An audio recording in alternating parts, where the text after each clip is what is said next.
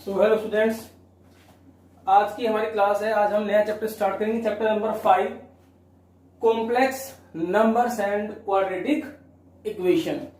Complex number क्या होता है, ये कैसे आया, इसका इंट्रोडक्शन हम पहले पढ़ लेते हैं। 10th क्लास में आपने लिखा होगा जो हमारी क्वाड्रेटिक इक्वेशन होती है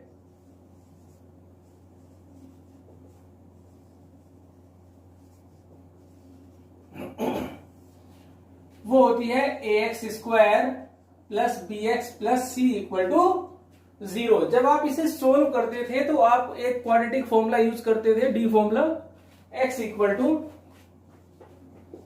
minus b plus minus under root b square minus 4ac upon 2a। और ये जो बी स्क्वायर माइनस 4ac था, इसे हम बोलते थे डी। D means discriminant. इसको हम क्या बोलते हैं? डिस्क्रिमिनेंट। वहां पर आप लिखते थे, इसमें 2-3 केस लिखते थे आप। पहला था इफ d ग्रेटर देन 0, उसके बाद d इक्वल टू 0, और थर्ड नंबर पे आप लिखते थे d लेस देन 0। सभी को पता होगा ये तो। d ग्रेटर देन 0 पर आप लिखते थे roots are real and distinct. Roots are real and distinct मतलब वो अलग अलग होते थे, अनइक्वल भी बोल सकते हो आप। Roots are real and unequal. फिर लिखते थे आप d इक्वल टू 0 पर जो हमारे रूट्स होते थे, roots are real and equal. Roots are real and equal. अब जब d लेस देन 0 था तो आप वहां पर लिखते थे roots are not real. Roots are not real, या आप लिखते थे रूट्स आर इमेजिनरी। तो यहीं से ही हमारी कॉम्प्लेक्स नंबर चैप्टर की कॉम्प्लेक्स नंबर यहीं से स्टार्ट हुआ। यहीं से इसका इंट्रोडक्शन हुआ कि कॉम्प्लेक्स नंबर क्या होता है। अभी तक आपने पढ़े real number last, natural number, real number, rational, irrational, integers वगैरह सब पढ़े थे आते। लास्ट में रियल नंबर सबसे बड़ा सेट होता था। अब हमारे पास आए हैं कॉम्प्लेक्स नंबर। तो अब हम इस वर्ड का इंट्रोडक्शन देते हैं। अब जब हमारे रूट्स इमेजिनरी आ गए तो इट मींस ये हमारा रियल नंबर में पॉसिबल नहीं है। ये जो हमारी कैलकुलेशन है d लेस देन 0 की, जब हमारा ये d less than 0 means negative में आ जाता है, तो ये जो हमारी कैलकुलेशन है ये रियल नंबर में पॉसिबल नहीं है। तो जो अब यहां से आगे की जो हमारी कैलकुलेशन है वो वहां रुक गई।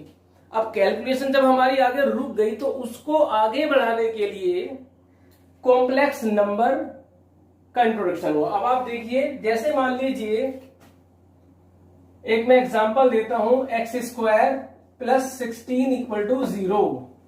x² plus 16 equal to 0। तो अब आप यहां क्या करेंगे, हम x² इक्वल टू माइनस 16।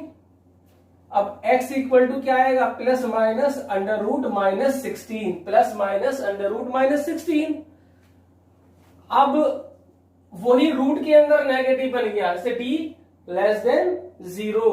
तो ऐसे ही अब आप यहां पर देखिए, जो 16 है इसको तो हम 4 लिख सकते हैं, और अंदर अब हम इसको लिख सकते हैं, देखिए 16 into minus 1।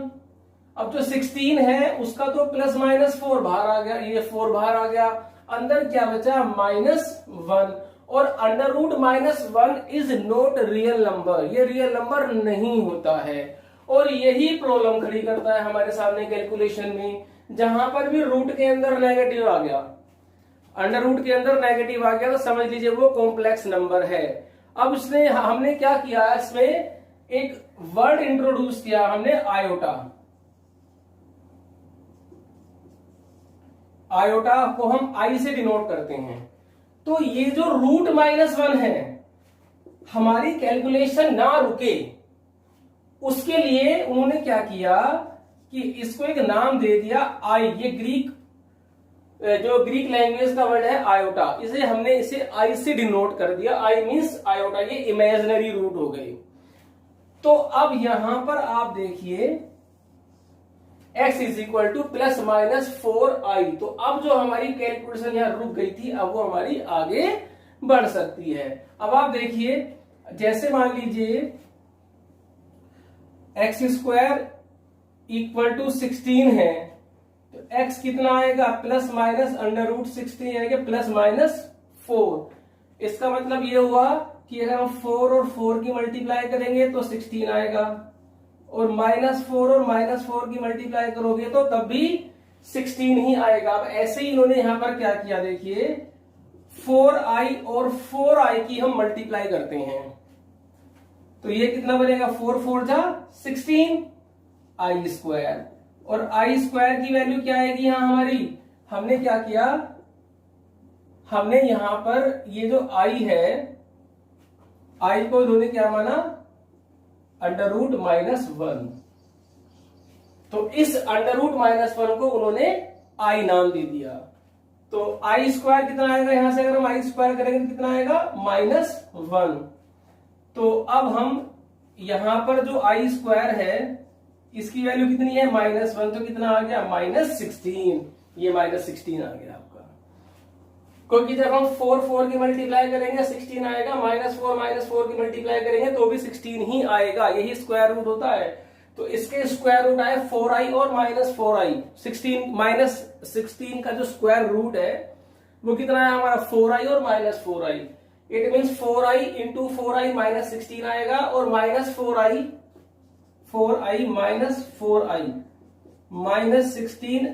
Minus plus 16i square, और i स्क्वायर की वैल्यू हमारे पास कितनी है, -1। तो ये आ गया हमारा -16। तो इस वर्ड जो ये हमारी कैलकुलेशन के अंदर रूट -1 बना है, इसे हम बोलते हैं आयोटा, और इसे बोलते हैं इमेजिनरी नंबर, और यही हमारा कॉम्प्लेक्स नंबर होता है। आप वीडियो को पॉज करिए और जो भी कुछ लिख रहा है इसे नोट करिए। Pause the video and note it down.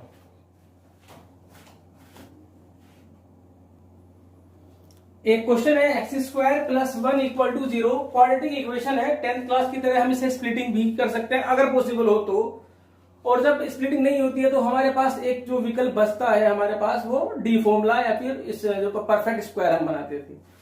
तो अब अगर मैं इसका डी निकालता हूं तो डी होता है बी स्क्वायर -4ac। बी हमारे पास 1 है, ए हमारे पास 1 है, और सी भी हमारे पास 1 है। ये कितना आ गया बच्चों, -3। ये बेटा कितना आ गया हमारे पास, -3। अगर हम 10th क्लास में होते तो हम यहां पर ही लिख देते रूट्स आर नॉट रियल, काम खत्म। 10th में हम यहां से आगे की कैलकुलेशन नहीं करते थे, वहां पर हम क्या लिख देते थे, रूट्स आर नॉट रियल। अब अगर हम इसमें डी फॉर्मूला यूज करते हैं, ये आपका डी फॉर्मूला होता है, बी की वैल्यू 1, डी की वैल्यू आई -3/2 इंटू 1। अब हमारे पास रूट पॉसिबल है क्योंकि अब हमारे पास कॉम्प्लेक्स नंबर आ चुके हैं। तो -1 प्लस माइनस, अब ये जो √3 है ये तो √3 ही रहेगा, जो अंदर का -1 है हम उसे i लिख सकते हैं। तो -1 plus minus i √3/2 are the roots of this equation. और ये हमारे कैसे रूट हुए, कॉम्प्लेक्स रूट, जिसमें भी आयोटा आता है, जिस नंबर में भी आयोटा का इंट्रोडक्शन है प्लस या माइनस में, तो समझ लीजिए वो हमारे पास कॉम्प्लेक्स नंबर है, या मल्टीप्लाई में वो हमारे पास क्या है, कॉम्प्लेक्स नंबर। जैसे 2i कॉम्प्लेक्स नंबर है, -1 + 2i कॉम्प्लेक्स नंबर है। तो अब यहां पर हमारी एक डेफिनेशन बनती है कॉम्प्लेक्स नंबर की।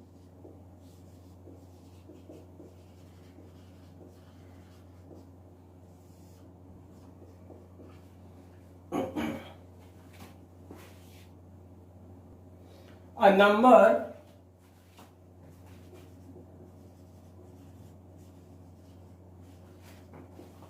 Of the form a plus i b, कोई भी नंबर जो इस फॉर्म का होता है a plus i b, i means iota, where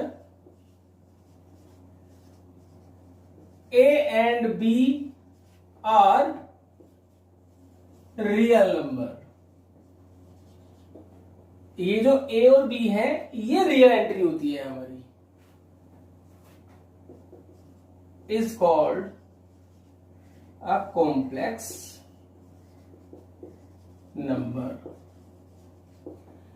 जो भी number a plus i b, ये स्टैंडर्ड फॉर्म होती है किसी भी कॉम्प्लेक्स नंबर की, a प्लस आई बी या x प्लस आई वाई, तो ये हमारी क्या होती है, किसी भी कॉम्प्लेक्स नंबर की स्टैंडर्ड फॉर्म होती है। हम इसे डिनोट करते हैं कॉम्प्लेक्स नंबर को z से। हालांकि z से हम इंटीजर्स को भी शो करते हैं, लेकिन z का नोटेशन वो कॉम्प्लेक्स नंबर के लिए भी यूज होता है। तो z means a plus i b. ये जो a है, इस a को हम बोलते हैं रियल पार्ट ऑफ z और डिनोट करते हैं आर ई जेड से। तो real number R E Z, R E means real, तो real part of Z means R E Z, वो कितना है a।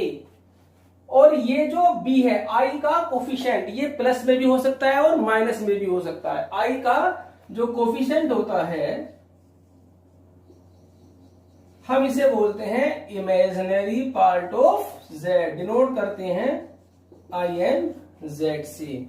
ये ध्यान रखना, इमेजिनरी पार्ट जो होता है वो कोफिशिएंट ऑफ i होता है, जो आयोटा का जो कोफिशिएंट होता है। अगर मान लीजिए यहां पर लिखा हुआ है माइनस आई बी, तो इमेजिनरी पार्ट होगा माइनस बी। मैं भी एग्जांपल से आपको बताता हूं।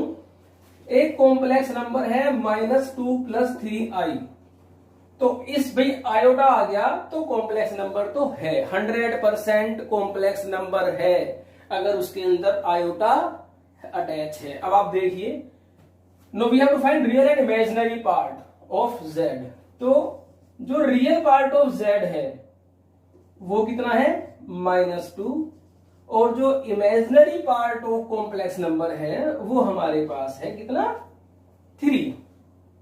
कोई प्रॉब्लम नहीं है इसमें, तो आसानी से आप बता सकते हो। अभी we take another example, z = -3 - 2i। तो यहां पर जो रियल पार्ट है वो है -3 और जो इमेजिनरी पार्ट है वो है -2, विद साइन लिखना है। यहां तक कोई प्रॉब्लम नहीं होनी चाहिए, ठीक है। अभी मैं एक एग्जांपल और लेता हूं आपके सामने।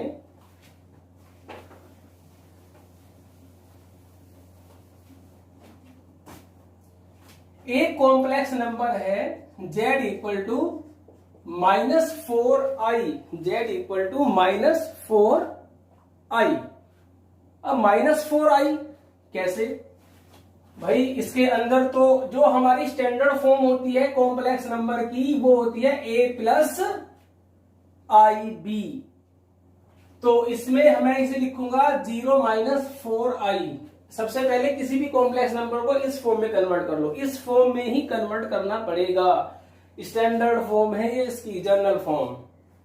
अगर यहां से हम रियल पार्ट ऑफ z देखें तो 0 है, इमेजिनरी पार्ट ऑफ z कितना आ गया हमारा -4, ठीक है। एक एग्जांपल और लेते हैं, z = ये हो गया पहले नंबर का example, second example, third example, और ये हमारे पास फोर्थ एग्जांपल है z = 2।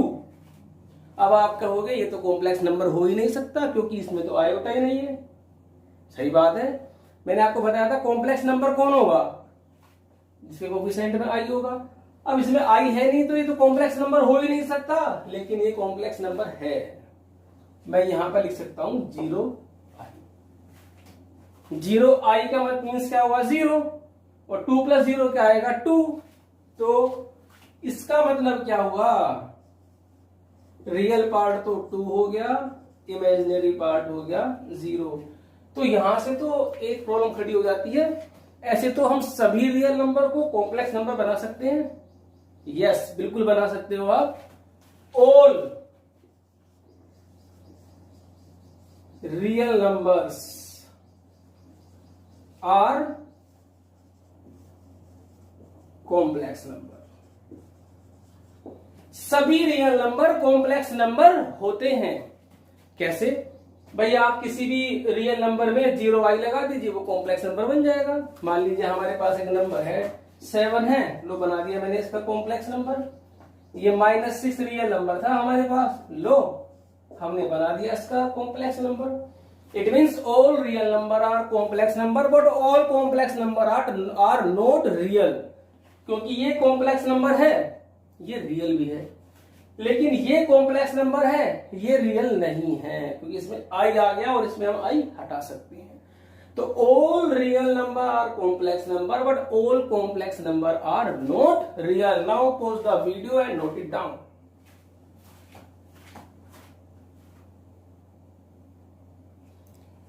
कुछ प्रॉपर्टीज हैं जिसमें नंबर 1 प्रॉपर्टी हमारे पास आती है, to complex number Z1 and Z2।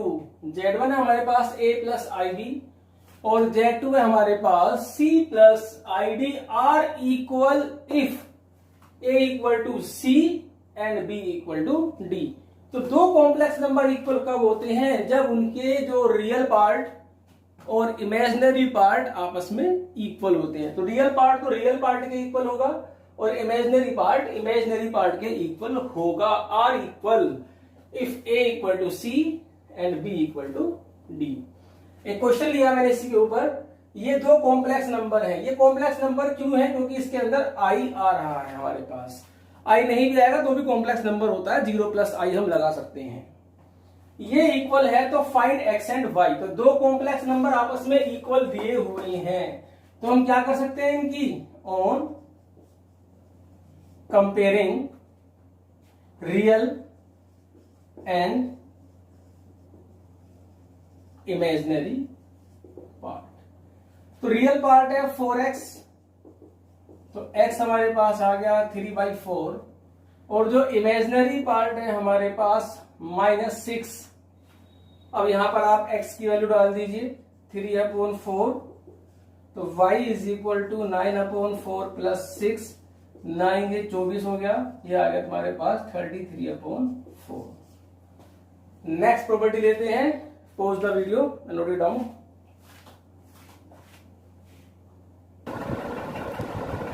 अब हमारे पास addition of two complex number. Addition देखिए, Z1 and Z2 are two complex numbers. Z1 and Z2 are two complex number. हमारे पास दो कॉम्प्लेक्स नंबर है, तो इनका जो एडिशन है Z1 प्लस Z2, जब हम इनको ऐड करेंगे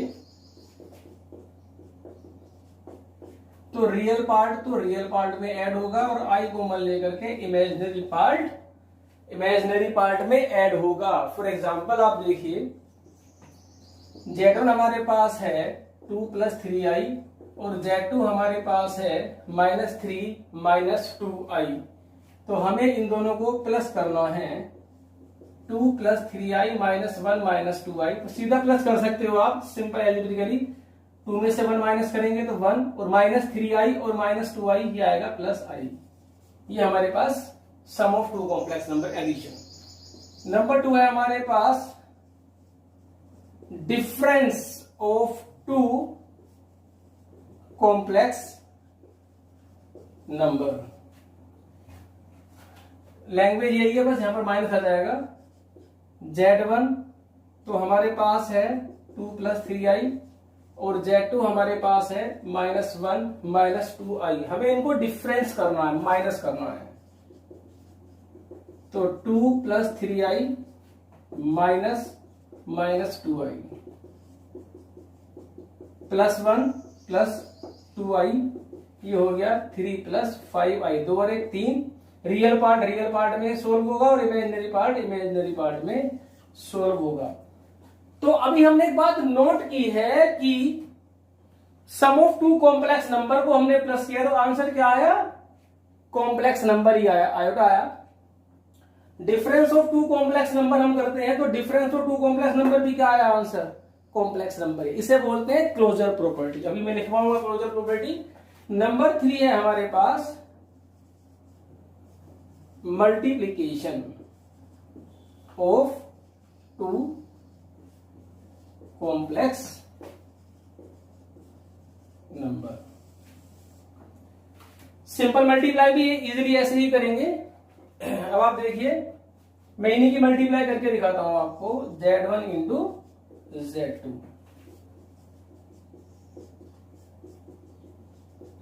मल्टीप्लाई सब की सब में होगी, इसमें ऐसा नहीं होता। तो एडिशन और सब्ट्रैक्शन में हम क्या करते हैं, रियल पार्ट में रियल पार्ट ऐड करते हैं, इमेजिनरी पार्ट में इमेजिनरी पार्ट प्लस करते हैं। ऐसे ही डिफरेंस में भी रियल पार्ट में से रियल पार्ट माइनस होगा, इमेजिनरी में से इमेजिनरी। मल्टीप्लीकेशन में ऐसा नहीं है कि रियल पार्ट की मल्टीप्लाई रियल पार्ट में कर दे और कॉम्प्लेक्स पार्ट की मल्टीप्लाई कॉम्प्लेक्स पार्ट में कर दे, नहीं, ऐसा नहीं होगा। सिंपल मल्टीप्लाई होगी इसकी। अब आप देखिए, पहले इसकी मल्टीप्लाई सब में करेंगे, -2 -4i। अब इसकी करेंगे मल्टीप्लाई -3i और -6i square.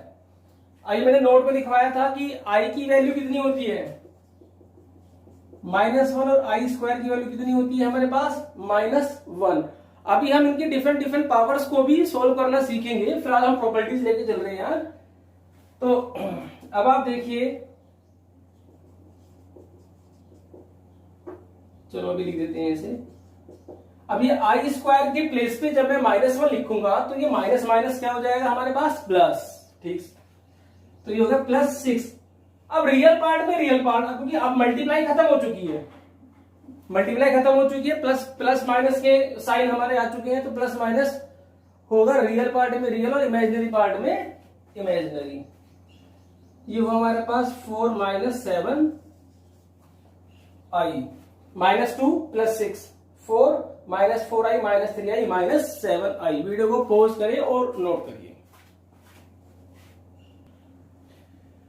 Algebra complex number में नेक्स्ट टॉपिक है हमारे पास प्रॉपर्टीज है, क्लोजर प्रॉपर्टी। क्लोजर प्रॉपर्टी है, क्लोजर लॉ भी बोलते हैं। सबसे पहले क्लोजर प्रॉपर्टी होती क्या है, आप ये देखिए। जैसे मान लीजिए हमारे पास कोई ऑपरेशन है, चलो मैं इसी में समझाता हूं। Z1 and Z2 are two complex number. Z1 and Z2 are two complex number.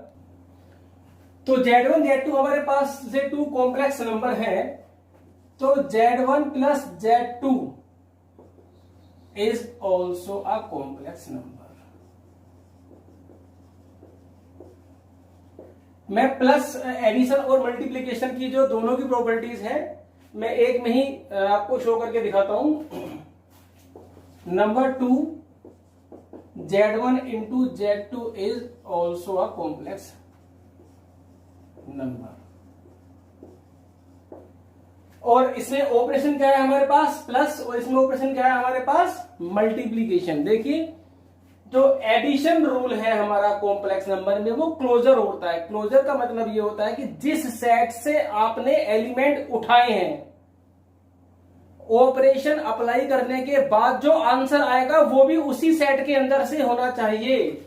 जैसे मान लीजिए हमारे पास नेचुरल नंबर का सेट है, हमने ए लिया 2 नेचुरल नंबर है, बी हमने लिया 3 नेचुरल नंबर है, लेकिन अगर मैं इनको प्लस करता हूं तो रिजल्ट क्या आता है, नेचुरल नंबर ही आता है। इट मींस एडिशन जो है, ये जो हमारा ऑपरेशन है एडिशन, ये क्लोज है, तो ये क्लोजर प्रॉपर्टी को सेटिस्फाई करता है। ऐसे ही अगर मैं ए और बी की मल्टीप्लाई करता हूं तो आंसर कितना आया, 6। अब आप देखिए, ए क्या है हमारे पास, नेचुरल नंबर, बी हमारे पास क्या है, नेचुरल नंबर, दोनों की मल्टीप्लाई क्या आई, 6 नेचुरल नंबर। तो जब एलिमेंट जिस सेट से आप उठाते हो उसी सेट के अंदर से आपका रिजल्ट आए, तो वो प्रॉपर्टी, वो जो ऑपरेशन है हमारा, वो क्लोज होता है। तो एडिशन इज क्लोज, तो यहां पर हमारी क्लोजर प्रॉपर्टी सेटिस्फाई होती है। अब आप देखिए, मैं a - b निकालता हूं कि 2 - 3 -1, और -1 नेचुरल नंबर नहीं है, तो सब्ट्रैक्शन ऑपरेशन में closure property natural number satisfy नहीं करते हैं। तो closure property is not verified under subtraction. Subtraction में क्लोजर प्रॉपर्टी नेचुरल नंबर के लिए सेटिस्फाई नहीं होती है। तो क्लोजर प्रॉपर्टी क्या होती है? जो आप एलिमेंट उठाओगे, जिस भी साइड से उठाओगे, मैंने कॉम्प्लेक्स नंबर लिए, Z1 भी कॉम्प्लेक्स नंबर, Z2 भी कॉम्प्लेक्स नंबर, तो एडिशन भी उनका कॉम्प्लेक्स नंबर है और मल्टीप्लीकेशन भी उनका कॉम्प्लेक्स नंबर है। तो ये हमारी क्या होती है? Closure property. नंबर 2 हमारी जो प्रॉपर्टी होती है वो है कॉम्यूटेटिव लॉ। तो सेकंड जो प्रॉपर्टी है हमारे पास वो है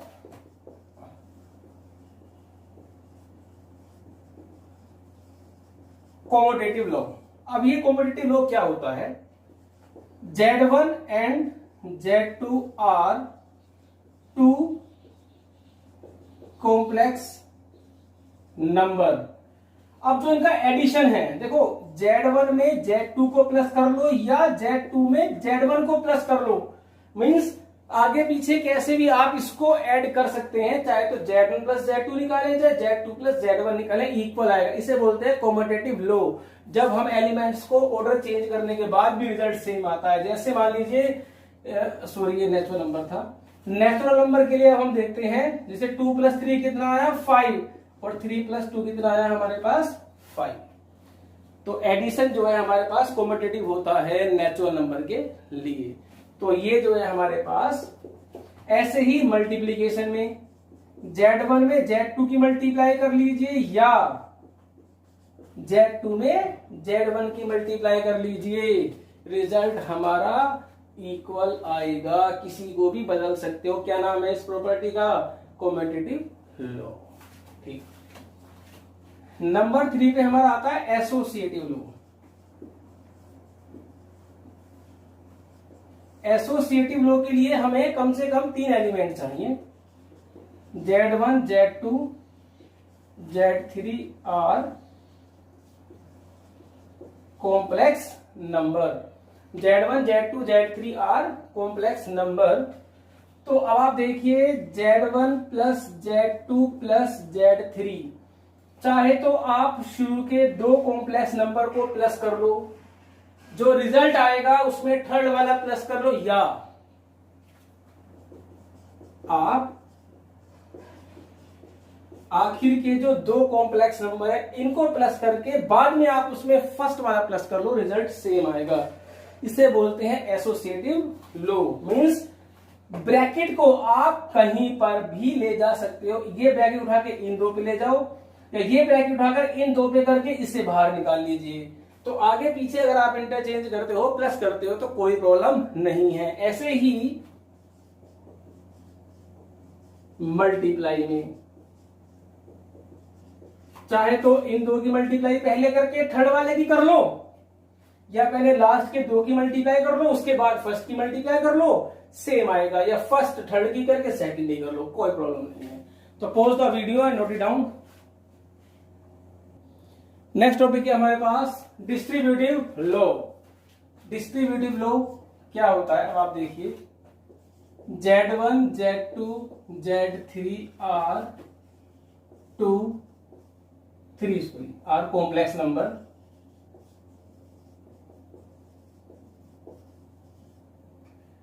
तो Z1 की हम मल्टीप्लाई करते हैं Z2 प्लस Z3 के सम में। तो आप देखिए Z1 ये मल्टीप्लाई है और अंदर क्या है हमारे पास? एडिशन। सबसे पहली बात तो डिस्ट्रीब्यूटिव लॉ में आपको 2 ऑपरेशन चाहिए अलग अलग, एक मल्टीप्लीकेशन एक एडिशन, या कोई भी 2 ऑपरेशन आपके पास हो सकते हैं। अब डिस्ट्रीब्यूटिव का मतलब ये हो गया कि अब हम जब ब्रैकेट को खोलते हैं तो Z1 अंदर जाएगा, तो Z1 जो है मल्टीप्लीकेशन Z1 को डिस्ट्रीब्यूट करेगी ओवर एडिशन। तो multiplication distribute the Z1 over addition. तो एडिशन पर हम इसे डिस्ट्रीब्यूट करते हैं मल्टीप्लीकेशन को, तो Z1 into Z2 plus Z1 into Z3, ये हमारी होती है डिस्ट्रीब्यूटिव लॉ। अब आप देखिए जैसे 2 इंटू 3 प्लस 4 है, जब इसके अंदर मल्टीप्लाई करेंगे तो 2 इंटू 3 और 2 इंटू 4, 6 प्लस 8 कितना आया हमारे पास? 14 आया। अब ये इसका मतलब multiplication is distributed over addition. अगर हम एडिशन को बाहर ले लें और मल्टीप्लाई अंदर ले लें तो क्या ऐसा हो सकता है? अब हम देखते हैं, डिस्ट्रीब्यूट करके देखते हैं। पहले तो सिंपल करते हैं। 3 टू जा 6, कितना है ये? 9। अगर मैं इसको डिस्ट्रीब्यूट करता हूं, मतलब इसको अंदर लेके जाता हूं, 3 प्लस 2, फिर मल्टीप्लाई 3 प्लस 3, 5 इंटू 9 कितना आया? 45। ये आपस में इक्वल नहीं आए। इट मीन्स एडिशन जो है वो मल्टीप्लीकेशन पर डिस्ट्रीब्यूट नहीं हो सकता। तो जरूरी नहीं है कि सभी ऑपरेशन किसी दूसरे ऑपरेशन पे डिस्ट्रीब्यूट होते हों। अगर कोई ये LHS और RHS अगर इक्वल आती हैं तो डिस्ट्रीब्यूट है, और नहीं आती है तो डिस्ट्रीब्यूट नहीं है। तो ये बात तो पक्की है, एडिशन जो है वो मल्टीप्लीकेशन पे डिस्ट्रीब्यूटिव है, but addition is not distributive on over addition. तो मल्टीप्लीकेशन, सॉरी, तो एडिशन मल्टीप्लीकेशन पर डिस्ट्रीब्यूट नहीं हो सकता। अब नेक्स्ट है हमारी existence of identity and inverse. Next है हमारे पास एग्जिस्टेंस ऑफ आइडेंटिटी। नंबर 1 है एडिटिव आइडेंटिटी और सेकंड नंबर पे है हमारा मल्टीप्लिकेटिव आइडेंटिटी। पहले मैं आपको डेफिनेशन लिखाता हूं इसकी, और फिर मैं आइडेंटिटी और के बारे में बताऊंगा कि होती क्या है, क्या इसकी पहचान है। तो आप देखिए, let Z be a complex number. Z कोई कॉम्प्लेक्स नंबर है तो उसकी जो एडिटिव आइडेंटिटी होगी, then additive identity of Z is 0 plus 0 i। 0 plus 0 iota denoted by 0।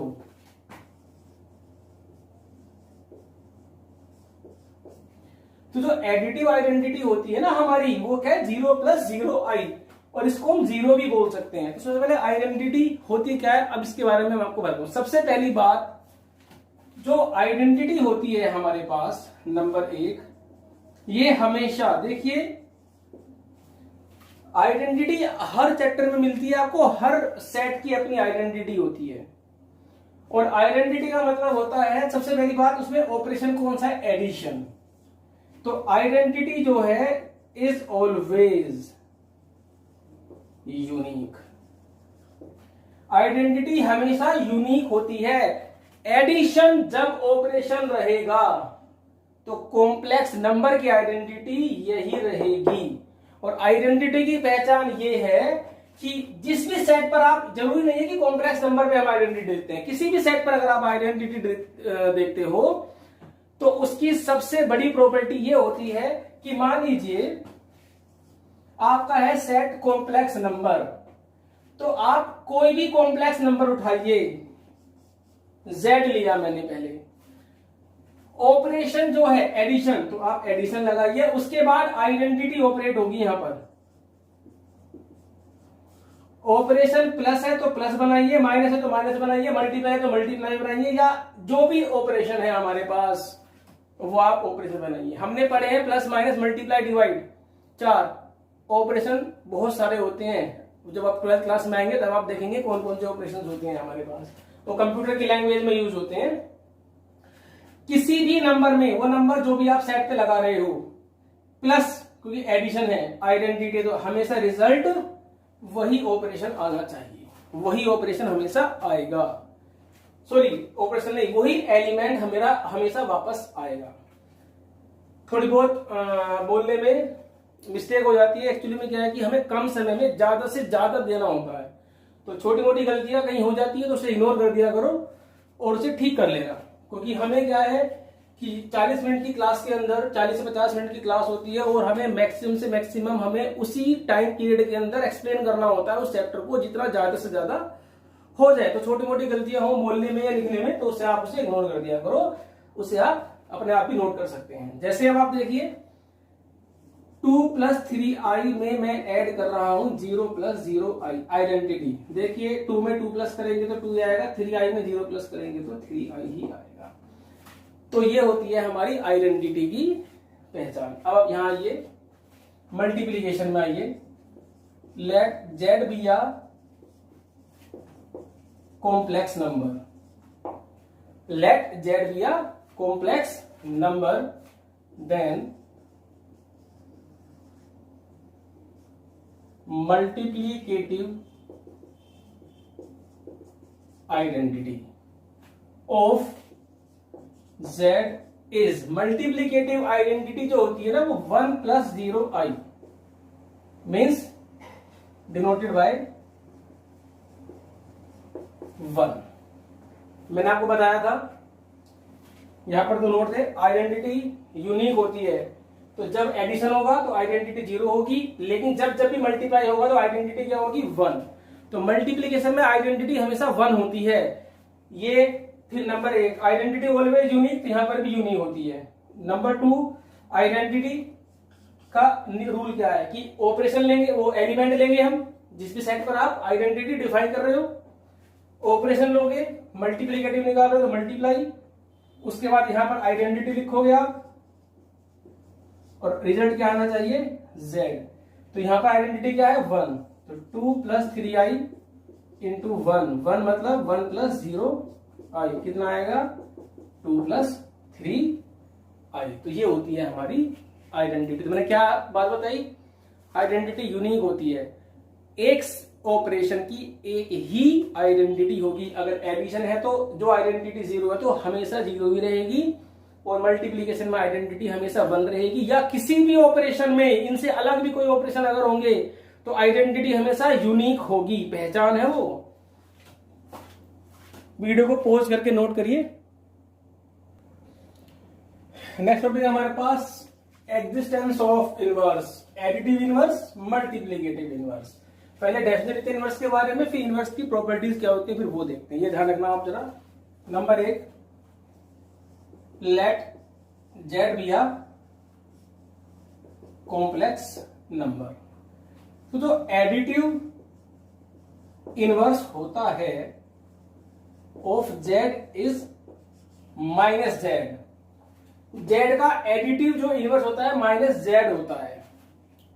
सबसे पहले आप देखिए यहां पर जो प्रॉपर्टी होती है इनवर्स की वो ये देखिए, जो इनवर्स होते हैं वो आइडेंटिटी तो होती है यूनिक, बट इनवर्स जो होते हैं वो पर्टिकुलर एलिमेंट्स के अलग अलग होते हैं। हर एलिमेंट का जो इनवर्स होता है वो उसका अलग होता है। ऐसा भी हो सकता है कि किसी एलिमेंट का इनवर्स एग्जिस्ट ही नहीं करता हो, पॉसिबल है, बट अगर एग्जिस्ट करेगा इनवर्स तो हर एलिमेंट का इनवर्स अलग होता है। तो एवरी एलिमेंट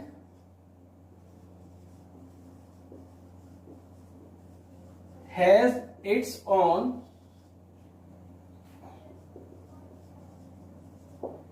इनवर्स। सबसे पहले तो उसका अपना खुद का अलग इनवर्स होगा। और नंबर 2 देखिए, कोई भी एलिमेंट है जिस सेट पर भी आप इनवर्स निकाल रहे हो, एडिटिव इनवर्स ए जेड, अब आप प्लस, क्योंकि आप निकाल रहे हो एडिटिव इनवर्स, और उसका इनवर्स जब हम अप्लाई करते हैं plus inverse is equal to identity. Identity ही आनी चाहिए। अगर हम किसी एलिमेंट में उसका इनवर्स ऑपरेट करते हैं तो रिजल्ट आता है आइडेंटिटी।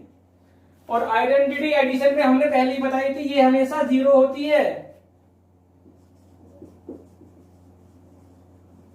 तो जो इनवर्स आया हमारे पास वो क्या आया -z। तो हमेशा इनवर्स क्या होगा -z होगा, क्योंकि इनवर्स की प्रॉपर्टी होती है element plus inverse equal to identity, और आइडेंटिटी हमेशा क्या आनी चाहिए 0। एडिटिव वाली आइडेंटिटी हमारी 0 होती है। तो इसका मतलब तो ये हुआ कि हर एलिमेंट का अपना अलग इनवर्स होगा। जैसे इनवर्स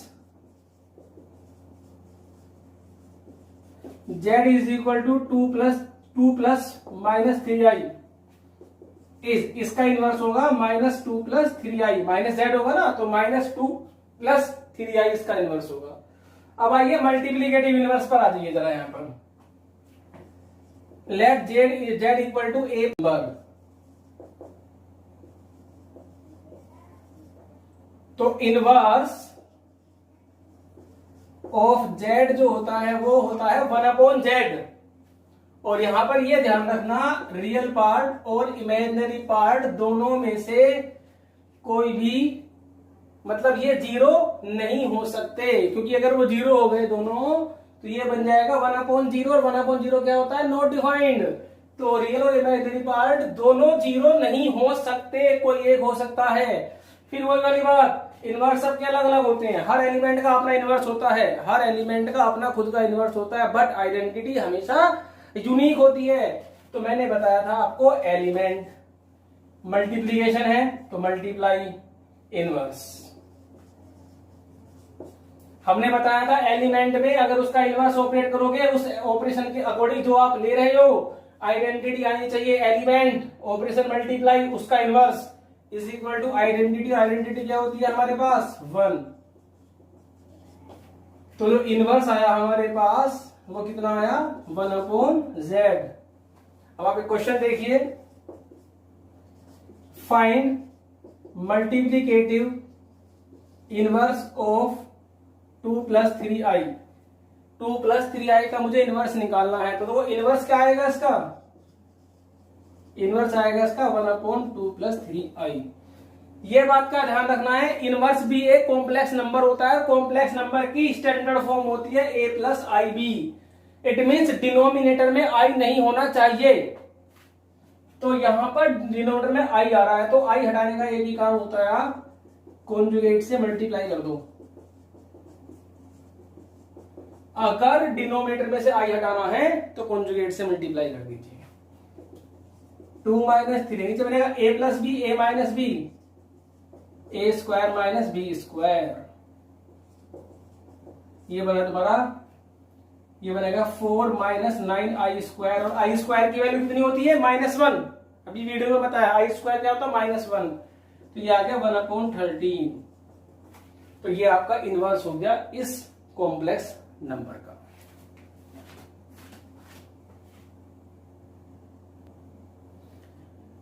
नेक्स्ट हमारे पास division of complex number, complex number का डिवीजन। अब आप देखिए, let z1 and z2 are 2 complex number. तो जो डिवीजन होता है हमारा पास, division of z1 and z2 is z1/z2। Means आप z1 को z2 से डिवाइड करते हो, z2 को z1 में से, मतलब अकॉर्डिंग टू क्वेश्चन आपसे पूछा जाएगा। कोई बहुत बड़ी बात नहीं है इसके अंदर। एक क्वेश्चन देखिए, और एक है हमारे पास 2 + i। हमें z1/z2 निकालना है। कोई बहुत बड़ी बात नहीं है, मैंने अभी आपको बताया था कि नीचे i नहीं होना चाहिए, नीचे आयोटा नहीं होना चाहिए। तो अब क्या करेंगे, कॉन्जुगेट से मल्टीप्लाई करेंगे। ठीक है, अब सिंपल मल्टीप्लाई कर दीजिए बस, इसकी से मल्टीप्लाई करेंगे, 2 × 4, इसमें करेंगे -2i 6i -3i², और a + b, a - b, a² - b², 4 - ये -2i और 6i, और i² क्या होगा, -1, तो प्लस का 3 हो गया, तो ये 7 + 4i, और i² क्या होता है, -1, तो प्लस हो गया, कितना आ गया, 5।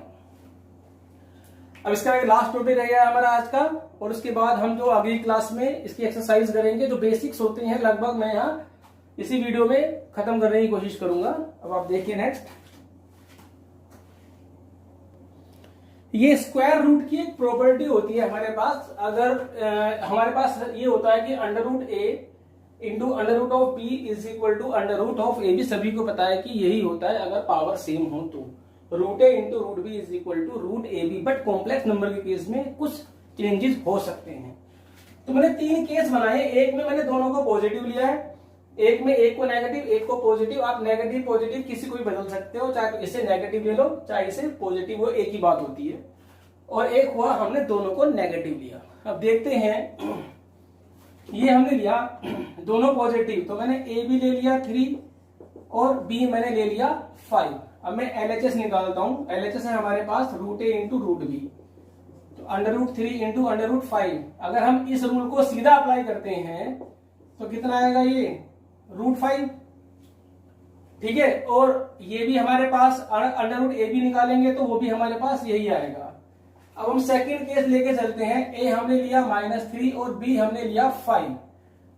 अब हम इसे एलएचएस में अगर देखें, पहले हम इसकी एलएचएस सोल्व, तो सभी को पता है कि ये तो इसमें तो कोई प्रॉब्लम है नहीं क्योंकि दोनों ही नंबर हमारे पॉजिटिव हैं। अब आप यहां पर देखिए, अगर मैं इसको अब ये इसमें तो कोई कॉम्प्लेक्स नंबर था ही नहीं, अब यहां कॉम्प्लेक्स नंबर बन गया। यहां देखने वाली बात है, देखिए -√3i। सबसे पहले मैं इसको √3 और √5 लिख सकता हूं, और ये तुम्हारा जो माइनस है ये बन जाएगा i। जो रूट के अंदर -1 होता है, -√1 को जो है हम √-1 को हम क्या लिखेंगे, i। तो ये तुम्हारा क्या आ गया, √15। तो जो एलएचएस हमारी आई √a इंटू √b की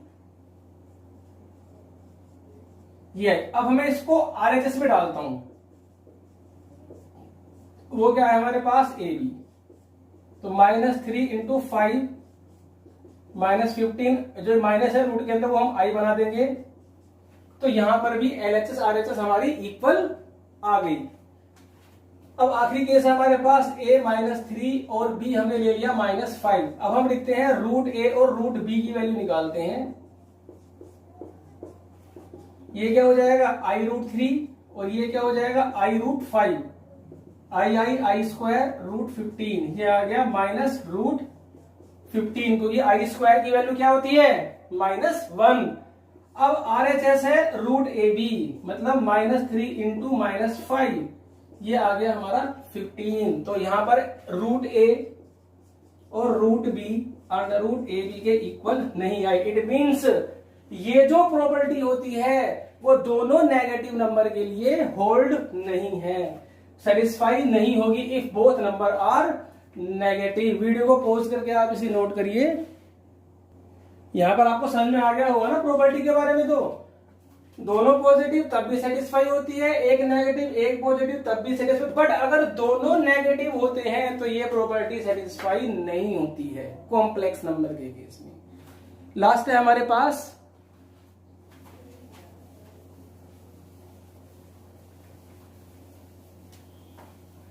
कुछ फॉर्मूलेज हैं, देखिए Z1 प्लस Z2 का स्क्वायर। सिंपल जैसे a प्लस b का स्क्वायर होता है, ऐसे ही कॉम्प्लेक्स नंबर के अंदर भी सेम वही फॉर्मूले हमारे यूज होंगे। तो ये होता है Z1 square plus Z2 square plus 2Z1 Z2। ऐसे ही Z1 माइनस Z2 का square a square plus b square minus 2ab। ऐसे ही है Z1 प्लस Z2 का क्यूब, तो a cube plus b cube plus 3a square b plus 3ab square. ऐसे ही Z1 minus Z2 a cube minus b cube minus 3a square b plus 3ab square. ऐसे होता है Z1 cube minus Z2 cube, a cube minus b cube a square plus b square plus ab। Z1 cube plus Z2 cube a plus b, a1 square a square plus b square minus ab। ऐसे एक property होती है Z1 square minus Z2 square, Z1 plus Z2 और Z1 minus Z2।